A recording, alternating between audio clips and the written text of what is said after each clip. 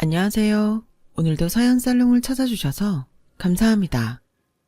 8살 딸아이를 키우는 귀여운 여성이에요. 왜 다시는 만나고 싶지 않은 인연이 있잖아요. 가급적 평생 우연이라도 마주치고 싶지 않은 그런 사람이요. 저는 그런 사람과 원하지 않게도 가족으로 엮인 사연이 있어요. 그래서 그때의 이야기를 하고 싶어 이렇게 사연을 적어봅니다. 저는 회사에서 동료나 상사에게 밝아서 보기 좋다는 말을 자주 듣곤 해요. 이 대리는 구김살이 없어서 좋아. 이 대리, 학교 다닐 때 친구 많았지? 저는 그런 말을 들을 때마다 마치 그 말이 맞다는 듯 웃어 보이지만 사실 저는 사람들이 말하는 것과는 정반대로 상처가 있어요. 어렸을 때 소위 말하는 고도 비만이었거든요. 태어날 때부터 그랬던 건 아니고 제가 중학교에 들어가면서 가정 형편이 기울었던 적이 있었는데 그 시기에 엄마와 아빠가 돈 문제로 자주 싸우다 보니 저는 그런 부모님의 다툼에 거의 방치가 되었어요. 당시 저는 사춘기였는데 다른 친구들처럼 팔자 좋게 사춘기 타령 같은 건 꿈도 못 꿨고 그 시기엔 왜 그리 배가 자주 고픈지 저는 거의 편의점 음식과 패스트푸드로 배고픔을 해결하게 되었어요. 그렇다 보니 나중엔 살이 걷잡을 수 없이 쪄서 고등학교에 입학할 무렵엔 80kg을 넘기게 되었고요. 살이 찔수록 자존감과 자존심은 떨어졌고 반 친구들은 그런 저와는 친하게 지내려 하지 않았어요. 저는 고등학교 1, 2학년 내내 외로웠고 그런데 그때 전학을 온 혜진이란 친구가 저에게 유일하게 손을 내밀어 주었어요. 저는 아주 오랜만에 생긴 친구가 너무 좋았고 혜진이 역시 제 겉모습보다는 그냥 저라는 사람 자체를 친구로서 대해줬어요. 저희 둘은 급속도로 친하게 되었고 누가 뭐라 해도 저희는 베스트 프렌드가 되었죠. 친한 친구이기 때문에 거의 모든 비밀이 없던 저희는 서로의 고민을 공유했죠. 저는 저대로, 혜진이는 혜진이대로 각자 행복하지 않은 가정 환경에 유일하게 웃을 수 있는 존재였습니다. 그렇게 저희는 고3이 되었어요. 안타깝게도 같은 반이 되지 못해 아쉬웠지만 늘 그렇듯 학교가 끝나면 혜진이와 저는 학교에서 가까운 도서관에서 공부를 하고 가끔은 놀러도 다니며 여전히 서로가 서로에게 특별한 존재로 지냈어요. 그즈음 다행히도 늘 돈 문제로 다투시던 부모님의 관계가 좋아졌고 저희 집엔 안정과 평화가 찾아왔어요. 마음에 여유가 없던 엄마는 저에게 소홀했던 것이 미안하다시며 고3인 저를 살뜰히 챙겨주시더군요. 그 덕에 저는 살도 빠지고 성적도 오르게 되었어요. 다이어트와 성적이 오르니 저는 자연스럽게 자신감과 자존감이 올라가기 시작했죠. 반 친구들이 하나둘 저에게 다가와줘서 친구도 제법 많이 사귀게 되었는데 그즈음 어쩐지 혜진이는 저를 멀리하기 시작했어요. 처음엔 그 친구에게 무슨 일이 있나 싶어 걱정이 된 저는 저에게 거리를 두려는 혜진이에게 이유를 물었어요. 그냥 이젠 네가 싫다고 나랑 다시 친하게 지내고 싶으면 다시 예전처럼 내 비위 맞추고 뚱뚱해지던가. 조금 친한 척 해줬더니 진짜 내가 너랑 친하다고 생각했냐? 재수없어. 그 말에 충격을 받아 그 자리에서 꽁꽁 얼어버렸어요. 나는 그 친구를 유일한 친구라고 생각했는데 아마도 혜진이는 자신보다 뚱뚱하고 불행한 저를 옆에 두고 자신이 저보다 우월하다고 생각한 듯 했어요. 그렇게 저와 그 친구는 천하의 원수 같은 사이가 되었고 그 친구는 학교에서 불량하기로 소문난 아이들과 어울려 다니며 전에 제가 이야기한 저의 비밀들을 와전에서 퍼뜨렸고 저는 다시 외톨이가 되었어요. 가장 소중하다고 친하다고 믿었던 친구는 순식간에 가장 끔찍한 관계가 되었던 거죠. 저희는 그렇게 서로 앙숙으로 졸업을 했고 저는 다신 우연이라도 혜진이를 만나고 싶지 않다고 생각하며 대학 진학을 했어요. 대학에 들어와서는 새로운 친구들과 새로운 세상에 지난날의 기억들은 조금씩 잊혀지더라고요. 저는 어느새 지난 고등학교 시절에 어두웠던 그늘이 있었나 싶을 정도로 밝은 사람이 되어갔어요. 가끔 문득 혜진이에 대한 기억이 떠오를 때도 있었지만 나중에 나빴던 기억이 좋았던 기억들을 모두 덮어버려 여전히 제 마음을 힘들게 했어요. 그리고 그 친구 역시 저와 다르지 않을 거라고 생각했죠. 저는 대학 졸업 후 첫 직장에 들어갔고 지금의 남편인 사수를 만나게 되었어요. 회사 일에 아무것도 모르는 저에게 남편은 제가 유일하게 비빌 수 있는 언덕이며 회사의 유일한 인맥이었는데요. 매일 그런 남편을 따르며 의지하다 보니 마음도 자연스럽게 남편에게 움직이더라고요. 남편은 우리 부서뿐만 아니라 회사 내에서도 일 잘하고 사람 좋기로 유명했어요. 그래서인지 미혼 여직원들에게 인기가 많았고 저는 짝사랑 끝에 이러다가는 제대로 고백도 못하고 끝날 것 같은 불안함에 용기를 내서 제 마음을 고백했죠. 저희는 사내 커플이 되었어요. 남편은 나중에 제 고백을 받은 배경에 대해서 제가 여동생 같고 물가에 내놓은 애 같아서 마음이 계속 쓰였다고 이야기했어요.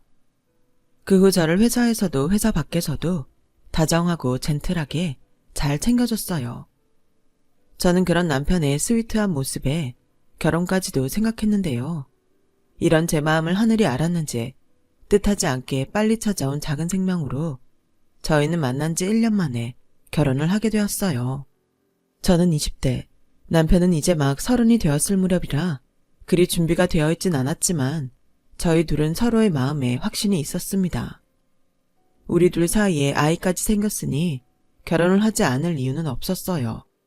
더욱이 제가 임신 사실을 처음 남편에게 이야기했을 때도 남편은 갑작스러운 제 말에 조금 놀라긴 했지만 요즘처럼 불임으로 고생하는 사람들도 많은데 감사한 일이고 저에게 고맙다고 이야기해줘서 속도 위반에 대한 불안감은 정말 하나도 없었어요. 남편은 자신이 어릴 때 부모님이 이혼해서 아버지와 단 둘이 살고 있었고 단 둘이 살아 그런지 아들이지만 아버지에게 살가운 아들이었죠. 아버지 역시 아들이 다 컸는데도 살뜰히 잘 챙기는 모습이 참 보기 좋았어요. 그런 예비 시아버지는 저의 임신 소식에 너무나도 기뻐하셨어요. 제 손을 꼭 잡으시며 식구가 없는 당신 집에 제가 복덩이라고 저를 정말 예뻐해 주셨어요. 게다가 직장 생활 기간이 길지 않아 모아놓은 돈도 별로 없던 저에게 혼수는 하나도 필요 없다고 말씀하시며 저를 배려해 주셨죠. 저는 시아버지의 그 마음이 너무 감사했어요. 또 저희가 결혼 후에 혼자 지내시게 될 시아버님이 마음에 걸려 저는 별다른 고민 없이 따로 신혼집을 구하지 않고 기간이 얼마가 되든 시아버지와 함께 살겠다고 남편에게 말했어요. 남편은 사실 혼자 남게 될 아버님이 마음에 걸렸지만 차마 그 얘기를 꺼낼 수 없었다고 했어요. 그러면서 저에게 너무 고맙다며 자기가 그 고마운 마음을 평생 저를 행복하게 해주는 것으로 갚으며 살겠다고 약속까지 해주더라고요. 그때까진 정말 몰랐어요. 앞으로 얼마나 기가 막히고 황당한 일이 제 앞에 펼쳐질지요. 아무것도 모른 채 마냥 행복해하며 결혼식을 올렸어요. 저희 친정 부모님은 신혼집도 없이 시아버지를 모시고 살게 될 저를 속상하게 생각하셔서 결혼식 내내 표정이 딱딱하게 굳어 있었지만 저는 그 누구보다 행복해 연신 방긋방긋 웃는 신부였어요. 그렇게 저희 부부는 무사히 결혼식을 올렸고 제가 임신을 하고 있어 신혼여행은 다음으로 미루면서 곧장 시아버지와 함께 새로운 생활을 시작했어요.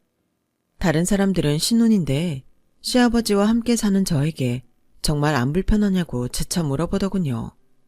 남들은 상상도 하기 어렵겠지만 저희 시아버지는 거의 만능 살림꾼이셔서 불편함보다는 훨씬 편하고 좋았어요. 시아버님은 저에게 아내 없이 아들과 함께 살다 보니 음식이면 음식, 청소면 청소, 자연스럽게 살림이 손에 익었다고 그 덕에 저를 도울 수 있어 좋다고 하셨어요. 저는 그런 아버님 덕에 거의 막달까지도 아무런 걱정 없이 회사에 나갈 수 있었죠. 딸아이를 출산하고 조리원에서 나온 저는 시아버지가 손수 끓인 미역국을 받아 먹으며 몸조리를 했어요. 저희 친정엄마는 그런 시아버지를 보고 처음엔 시아버지가 있는 집에서 몸조리를 해 걱정을 많이 했는데 당신보다 훨씬 잘하신다며 저에게 시아버지에게 꼭 감사 표시를 하라고 돈이 담긴 봉투까지 찔러주셨죠. 시아버지는 개인 택시를 운전하셨어요. 시간이 상대적으로 자유로우셨죠. 그래서 제가 아이 예방접종을 맞추러 소아과를 가거나 볼 일이 있다고 하면 당신께서 기꺼이 손녀딸을 봐주신다고 하셨고, 딸아이가 돌이 지나 어린이집에 가게 되자 시아버지는 또 한 번 저의 든든한 조력자가 되어주셔서 출산으로 그만뒀던 회사에 복직할 수 있게 되었어요. 저희는 그렇게 3년 동안 과히 완벽하다고 생각할 정도로 행복했어요. 너무 많이 행복했던 걸까요? 마치 누군가의 질투를 산 듯 저희 가정에 어느 날 불쑥 불행의 그림자가 나타나더라고요. 그때는 아침 업무가 거의 끝나 모두 점심은 뭐 먹을까 하며 행복한 고민을 할 즈음이었어요. 남편에게 걸려온 한 통의 전화는 시아버지의 사고라는 청천벽력 같은 소식을 알려주더라고요. 남편과 저는 놀란 마음과 불안한 마음으로 시아버지가 계신다는 응급실로 향했어요. 시아버지는 10시간 넘는 응급수술을 받으셨지만 척추신경의 손상으로 하반신 마비라는 믿을 수 없는 결과를 받아들여야 했어요. 그날 저희 부부는 하늘이 무너진 기분이었죠.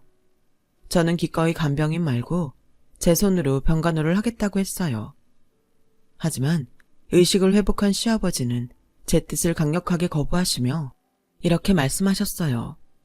아무리 내가 널 딸같이 생각하지만 그건 싫다. 니들한테는 부담을 줘서 미안하지만 간병인 좀 붙여다오. 남편은 시아버님의 뜻에 따르자고 했어요. 그렇게 아버님은 한동안 신경치료와 재활치료를 받기 위해 병원에 계시게 되었고, 저희 부부는 아버님이 계시지 않는 집에서 아버님이 재활에 꼭 성공하시기를 기도할 뿐이었죠. 그렇게 채 한 달이 되지 않았을 무렵이었어요. 저는 퇴근 후 시아버님이 계신 병원에 들렀다가 집으로 가려 했는데 남편과 낯선 중년의 여자를 보게 되었어요. 그리고 황당하게도 저에게 그 여자는 자신이 저의 시어머니라고 말하더군요. 내가 아들 결혼식도 못 가봐서 너를 언제쯤 보게 될까 했는데 이렇게 오늘에야 널 보는구나. 이제 내가 왔으니 넌 네 시아버지 신경 쓰지 말고 나에게 맡겨라. 누구 맘대로 여기 계시겠다는 거예요. 그리고 아버지 사고 난 건 또 어떻게 하셨어요? 아무리 네 아버지랑 내가 헤어졌어도 난 네 엄마야. 어떻게 알았냐고? 그게 왜 중요해? 내가 네 아버지 병수발을 들겠다는 게 더 고맙지 않아? 난 다시 집으로 돌아와서 좋고 니들은 비싼 간병인값 굳어서 좋고 안 그래? 처음이었어요. 남편이 그렇게 화를 내는 모습을 본 건요. 남편은 대화 내내 연신 자신의 어머니에게 화를 냈고 저는 이 상황들이 갑작스러워 아무 말도 하지 못했어요. 그리고 그날 처음 본 시어머니는 남편이 아무리 철벽을 쳐도 기어코 자기 마음대로 그 다음날 자신의 집을 저희 집으로 가지고 와 안방을 떡하니 차지했어요. 갑자기 나타난 새로운 식구에 저는 살짝 불편했지만 어쩐지 제가 나설 수 있는 부분이 아닌 것 같아 참았죠. 그러던 어느 날 이번엔 남편의 여동생이라는 여자가 떡하니 나타났는데 저는 남편의 여동생 얼굴을 보고 놀라서 들고 있던 핸드백을 툭 하고 떨어뜨리고 말았어요. 글쎄, 남편의 여동생이 제가 살면서 다시 만나고 싶지 않다고 생각한 혜진이었지 뭐예요. 저는 혜진이를 보고 말문이 턱 하고 막혔고 그 친구 역시 자신의 오빠와 결혼한 저를 보고 놀란 눈치였어요. 어떻게 네가 내 올케야? 세상에, 말도 안 돼. 그러게, 나도 정말 믿기 싫다. 그런데 너 여기 들어와 살려는 거니? 너 말투가 그게 뭐니? 아무리 우리 애가 시누이라도 그렇지. 그리고 여기 네 아빠 집이야. 엄마이 나도 여기 있는데 우리 딸이 여기 못 있을 이유가 있니? 시어머니는 저를 향해 잔뜩 날을 세우셨어요. 저는 남편이 이 상황을 정리해주길 기다렸지만 제 예상과 달리 남편은 예전에 시어머니에게 화를 내듯 자기 동생에겐 화를 내지 않았어요. 이런 말 조심스러운데 계속 이렇게 살아야 해? 시어머니까지는 이해했는데 시누이까지는 좀... 미안해. 그래도 자기가 혜진이한테는 잘해줬으면 좋겠어. 알고 보면 불쌍한 애거든. 남편은 제가 혜진이랑 그렇고 그런 사이라는 것을 모른 채 예전 부모님의 이혼으로 헤어진 애틋한 동생이라고 저에게 설명했어요. 저는 차마 저와 혜진이가 친구였다가 원수지간이 된 이야기는 하지 못했어요. 그리고 그때는 왜 그랬는지 혜진이가 예전 뚱뚱하고 자신감 없던 저에 대해서 남편에게 이야기할까봐 두렵기만 했죠. 저는 상황이 이렇게 되다 보니 자연스럽게 분가를 하고 싶다는 생각을 하게 되었어요. 그런 생각이 들 때마다 병원에서 곧 집으로 돌아오실 시아버지가 마음에 걸리더라고요. 그러던 중 정말 일어나지 않길 바랬던 일이 벌어졌어요. 야근 후 녹초가 돼서 돌아온 저에게 시누이인 혜진이가 지난 과거 뚱뚱했던 저의 사진을 내보이며 이렇게 말했어요. 우리 오빠도 너 이랬다는 거 알아? 이 사진 보여주면 우리 오빠는 널 어떻게 볼까? 난 궁금한데 너도 궁금하지 않아? 저는 신우의 말에 소름이 돋았어요. 그런 저에게 신우는 걱정 마. 네가 나한테 잘하면 영원히 우리 오빠한테는 비밀로 할게. 우선 내가 지금 배가 너무 고프니까 치킨이나 한 마리 시켜줘봐. 시원한 생맥주도. 라며 절 약올리듯 제 어깨를 툭툭 치고 갔어요. 저는 머리로는 당연히 그 친구의 머리채라도 닿고 싶었지만 남편에게 지난 과거에 대해 들키는 건 싫었어요. 그래서 치킨과 맥주를 시키고 대신 시누이와 얘기를 좀 해봐야겠다고 생각했죠. 걱정하지 말라니까. 이렇게 가족으로 엮였는데 앞으로는 잘 지내야지. 아, 나 내일 새 직장 면접 보거든? 네 옷 좀 빌리자. 아까 네 장롱 보니까 입을 만한 옷 꽤 있더라. 가족끼리니까 괜찮지? 저는 뻔히 보이는 혜진이의 꿍꿍이에 하루라도 빨리 분가를 해야겠다고 결심했어요. 시아버지께는 죄송하지만 한 집에서 혜진이와 함께 산다는 건 불가능하다고 생각했거든요. 저는 그 후로 분가할 집을 알아봤어요. 저희 부부는 맞벌이이고 아이도 어린이집을 다니고 있으니 대출을 받아 집을 구해도 될 일이었어요. 저는 다음 날 외근 근무를 마치고 시아버지에게 분가에 대한 이야기를 조심스럽게 비추러 병원으로 향했어요.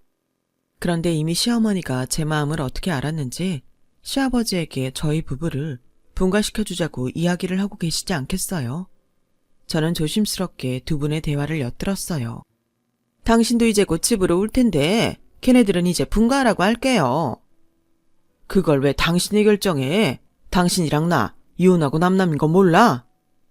몸이 그러면 제발 그 성질 좀 죽여요. 나나 되니까 당신 병 수발든다고 그러지. 며느리한테 당신 수발들라고 할 거예요. 혜진이도 집에 들어와 살라고 했어요. 왜 죄다 당신 마음대로야? 혜진이가 남이에요? 당신 딸이잖아요. 당신 혜진이 못 본 지 얼마나 됐는지 알긴 알아요. 지난 날은 내가 다 잘못했어요. 그러니까 당신도 좀 풀고 우리 남은 날은 사이좋게 지냅시다. 무슨 꿍꿍이야? 꿍꿍이는 무슨, 그냥 나이 먹으니까 가족끼리 소박하게 사는 게 제일이다 싶어서 그래요. 그리고 며느리 생각도 해야지. 걔라고 분가해서 안 살고 싶겠어요. 시아버님은 시어머니의 말에 뭐라고 대답하지 못했어요. 가뜩이나 사고 후 저한테 늘 미안하다고 하시는 아버지셨는데 저는 병실 앞에서 발걸음을 돌렸어요. 차마 저런 시아버지에게 제 입으로 분가하고 싶다고 말하지 못하겠더라고요. 그런데 그때 저 멀리서 혜진이의 모습이 보였고 저는 앞에 보이는 화장실로 몸을 숨겼어요. 그리고 잠시 후 혜진이와 시어머니의 대화를 듣게 되었는데 저는 정말 그 자리에서 기겁을 하고 말았어요. 어떻게 알아봤니? 아빠 앞으로 보험금이 꽤 나오겠던데? 엄마, 빨리 혼인신고부터 다시 해. 조금만 기다려. 거의 다 넘어왔어. 그래, 보험금은 다 해서 얼마 정도 된대? 10억 정도? 어머, 그래? 아주 보험 준비는 잘 해놨네. 엄마, 보험금 받으면 나 확실히 오피스텔이랑 가게 차려주는 거다. 그 보험금 나오기만 하면 내가 뭔들 못하겠냐. 네 아빠 저렇게 꼼짝 못할 때 얼른 그 돈 챙겨서 다른 데로 도망가야지. 근데 오빠가 알면 어떡해? 걱정 마. 엄마가 네 오빠네 얼른 분가시켜야 한다고 잔뜩 바람 넣어놨으니까. 그래? 하긴 모르긴 몰라도 올케 걔 지금 나 때문에 엄청 분가하고 싶을 거야. 그건 또 무슨 소리야? 혜진이는 시어머니에게 제 과거 이야기를 하는 듯 했어요. 저는 몹쓸 저 여자들을 그냥 둘 순 없겠다고 생각했죠. 다음 날부터 작은 증거들이라도 모으기 시작했고 남편은 분가할 집을 찾았다며 저에게 같이 보러 가자고 했지만 저는 분가하지 않겠다고 말했어요. 시아버지도 곧 있으면 당신이 퇴원하니 당신 통장에 있는 돈으로 살 집을 구하라고 하셨지만 저는 한사코 거절하며 괜찮다고 했죠. 시어머니와 혜진이는 제가 분가할 마음이 없다는 사실을 전해 듣고 약이 바짝 올라있더군요. 애가 다른 두 사람은 집에서 저와 남편이 모두 잔다고 생각했는지 안방에서 작당 모의를 하고 있었어요. 저는 이때가 기회다 싶어 두 사람의 대화를 핸드폰으로 녹음했어요. 아무래도 저것이 수상해. 지 시아버지가 돈까지 준다는데 왜 분가를 안 해? 혹시 지가 보험금 꿀꺽하려고 하는 거 아니야? 뭐? 내가 그 꼴은 못 보지. 지가 뭔데 내 남편 보험금을 꿀꺽해? 그러니까 빨리 혼인신고부터 하라고. 엄마 혼자 가서 해도 되잖아. 이 인간 도장이랑 신분증이 어디 있는지 좀처럼 찾을 수가 있어야지. 그러게 이러다가 돈도 못 챙기고 평생 병수발이나 드는 건 아닌가 몰라. 엄마는 재수없게 무슨 그런 소리를 해. 내가 내일부턴 이 집에서 당장이라도 나가고 싶게 지수 그냥 가만 안 둘 거야. 그래, 걔 약점 있다며. 네가 어떻게 좀 해봐라. 내가 내일은 도장 가게 가서 도장도 새로 파고 무슨 수를 써서라도 신분증 찾을 테니까. 다음날 혜진이는 지 계획대로 저를 더욱 압박하기 위해 퇴근한 제가 보란 듯이 제 물건들을 죄다 꺼내선 지가 입고 들고 찍어 발랐어요. 그리고 지 생각엔 가장 큰 제 약점이라고 생각한 저와 지 사진이 있는 고등학교 앨범까지 보란 듯이 화장대 위에 펼쳐놓았더라고요. 그리고 아주 태연하게 연기를 하는데 저는 정말 하는 짓이 유치해서 웃음이 다 나왔어요. 왔어? 이 옷이랑 화장품 괜찮다. 나 가져도 되지? 아니, 싫은데. 갖고 싶으면 네 돈 주고 사. 너는 왜 남의 물건에 허락도 없이 손을 대? 뭐? 우리가 왜 남이야? 가족이지. 그래? 그럼 이제 나도 네 방에 가서 네 물건 마음대로 가져가도 되지? 가족이니까. 야, 이지수, 우리 오빠랑 결혼하더니 네가 진짜 뭐라도 된다고 생각하니? 내가 우리 오빠한테 네 돼지 같은 몰골 한번 보여줘봐? 그러고 싶으면 그렇게 해. 마침 그렇게 하려고 졸업 앨범까지 꺼내놨네. 야, 내 말 똑똑히 들어. 이걸로 내 약점 잡았다고 생각하면 오산이야. 내가 뭐 불법을 저질렀어? 아니면 너처럼 불량한 애들이랑 어울렸어? 네가 그렇게 말하면 내가 쫄 거라고 생각했니? 너도 참 생각 없다. 언제까지 그렇게 쓰레기처럼 살래? 뭐? 이게 돌았나? 그 친구는 화장대 위에 제 물건을 싸그리 바닥으로 밀어버리더라고요. 그래도 분이 안 풀리는지 저를 한 대 치려 손을 치켜들었어요. 저는 그런 혜진이의 손을 잡았고 저희 둘은 서로 치고받고 싸우기 시작했어요. 그때 제 딸아이가 그 모습을 보고 놀라 울음을 터뜨렸고 그때 집으로 돌아온 시어머니가 들어와 제 뒤통수를 치며 합세했어요. 이게 감히 누구 딸을 건드려? 너 내 소리 죽어볼래? 같이 살기 싫으면 분가나 하지. 거머리처럼 찰싹 붙어서 사람 성가시게 하네? 왜? 내가 분가하면 아버님 보험금 챙겨서 도망치시려고요? 뭐? 제 말에 두 사람은 놀란 듯 손을 멈췄어요. 저는 그 사이 두 사람의 손을 뿌리쳤고 그때 현관문이 열리더니 남편이 시아버님을 모시고 집으로 들어왔어요. 시아버지는 아수라장이 된 방꼴을 보고 무섭게 소리치셨죠. 지금 뭐 하는 거야? 누가 감히 내 며느리한테 손을 대? 당신 어떻게 벌써 퇴원했어요? 나한테 말도 없이? 내가 왜 남한테 내 퇴원 얘기를 해? 사이좋게 지내자고 할 땐 언제고? 이렇게 내 집에서 내 며느리 잡으면서 있었어? 시어머니는 시아버지의 갑작스러운 퇴원에 놀란 듯 보였고 저는 그때 재빨리 핸드폰에 녹음된 지난밤 두 사람의 대화 내용을 틀었어요. 시어머니와 혜진이는 자신들의 목소리에 얼굴이 하얗게 질렸죠. 필사적으로 제 핸드폰을 뺏으러 달려들었고 남편의 저지로 모든 내용을 다 듣게 된 시아버지는 경찰에 신고하겠다고 노발대발 소리치셨어요. 그러자 시어머니와 혜진이는 무릎을 꿇고 싹싹 빌기 시작했는데 그 순간 아빠, 나는 잘못 없어요. 다 엄마가 시켜서 했고 난 시키는 대로 한 죄밖에 없어요.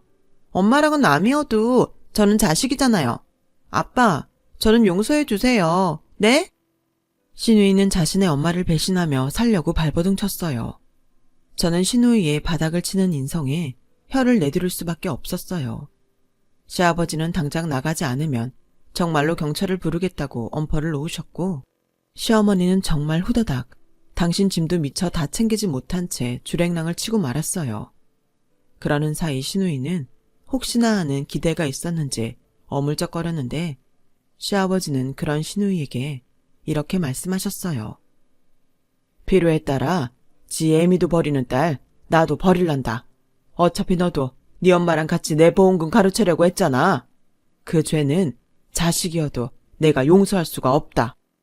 당장 네 애미 쫓아가지 못해. 가서 둘 다 개가천선하고 바르게 살아. 신우는 시아버지의 말에 떨어지지 않는 발걸음을 옮겼어요. 나중에 남편에게 시부모님의 이혼 사유를 들었는데, 시어머니가 글쎄 동네 사람들을 꼬셔 목돈 만드는 개를 하자고 하고 거의 2억 가까이 되는 갯돈을 가지고 야반도주를 했대요. 시아버지는 동네 사람들을 찾아가 빌고 살던 집을 팔아 그 돈을 마련했다고 했어요. 시어머니는 어린 딸을 볼모로 이혼만은 막아보려 했지만 단단히 화가 난 시아버지에게는 소용없는 일이었다나 봐요. 그 순간 악랄하게 저를 괴롭히던 혜진이가 만약 시어머니가 아닌 시아버지의 손에 자랐다면 어땠을까 하는 생각이 들었고, 이미 돌이킬 수는 없지만 지금부터라도 남은 인생은 시아버지 말처럼 개가천선했으면 좋겠다고 생각했어요. 그때 세상에서 가장 외롭고 힘들었던 저에게 내민 혜진이의 손이 진심이었다면 얼마나 좋았을까요? 그 후 시아버님은 휠체어를 타고 다니시는 연습을 지속적으로 하셨어요. 그리고 아주 감사하게도 당신의 장애에 절망하지 않으셨고, 당신이 할 수 있는 최대한을 하시며 하루하루 충실하게 살아내고 계세요.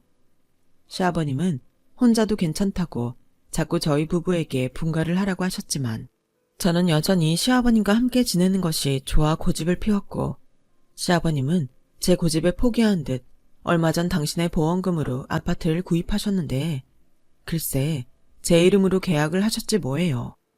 저는 너무 큰 선물에 거절했지만 한사코 이번엔 시아버지가 고집을 피우셨어요.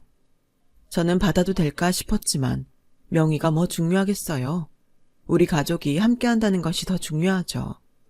그래서 저희는 기쁜 마음으로 이사를 했어요.